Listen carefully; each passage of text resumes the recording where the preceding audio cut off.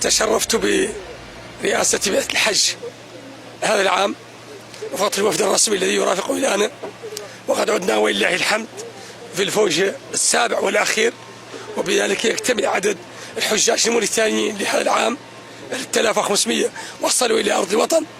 كان الحج هذا العام متميزا من حيث الإقامة في المدينة المنورة ومكة المكرمة وفي المشاعر وفي منى وفي مزدلفة.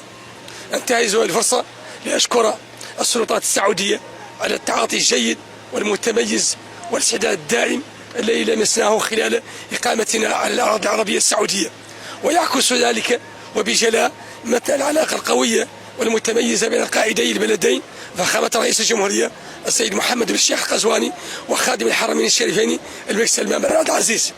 انتهز هذه الفرصة كذلك لأشكر مؤطرين وزارة الشؤون الإسلامية والتعليم الأصلي على الجهود الحثيثة وعلى العمل الذي قاموا به، كما أشكر البعثة الطبية التي رافقتنا، وكذلك وسائل الإعلام الوطنية من الإذاعة الوطنية والتلفزة الموريتانية وكذلك الوكالة الموريتانية للأنباء.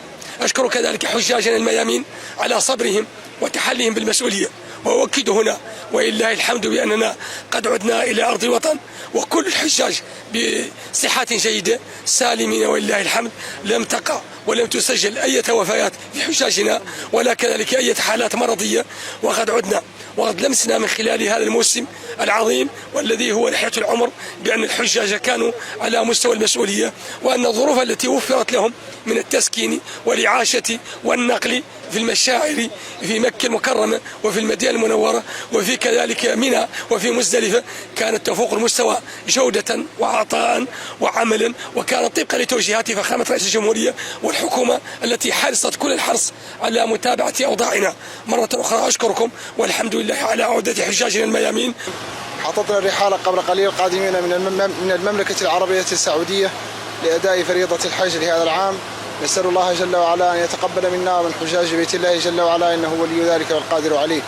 كانت الظروف العامة للحجاج ممتازة لله الحمد والمنة، وقد شهدت الظروف تحسنا كبيرا ملحوظا في هذه السنة، وذلك كان على جميع الأصعدة سواء ما تعلق منها بالإعاشة حيث كانت منظمة دقيقة، وكذلك أيضا الإقامة ومثلها النقل، ومثل ذلك استصدار التصريحات لدخول الروضة الشريفة، وكذلك أيضا زيارة معالم المدينة المنورة. وراجي من الله تبارك وتعالى يتقبل منا ومنكم ومن المسلمين إن شاء الله كاملين، وراجين عن الدولة اللي تخرص شيء بأن احنا يقيرونا واحدين فما يوم عدم يصل التعامل الزين.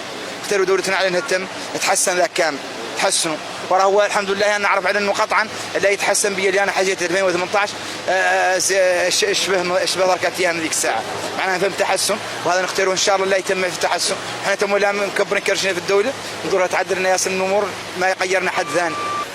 وكان ان شاء الله حج ناجح وظروف جيده، وكان تحسن ملحوظ في ظروف الحج من ضمن توصيات فخامة رئيس الجمهورية السيد محمد الشيخ القزواني.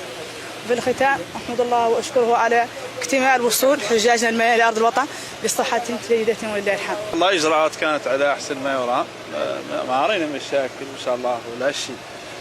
ذاك اللي خذك لا ذوك الناس الأخرى، وإحنا بعد الحمد لله حجاج موريتانيين هم الحمد لله عادوا كاملين، نسبة الوفيات صفر وما شاء الله. وزارة كانت الوصية ما بأخذت شيء إن شاء الله من العمل.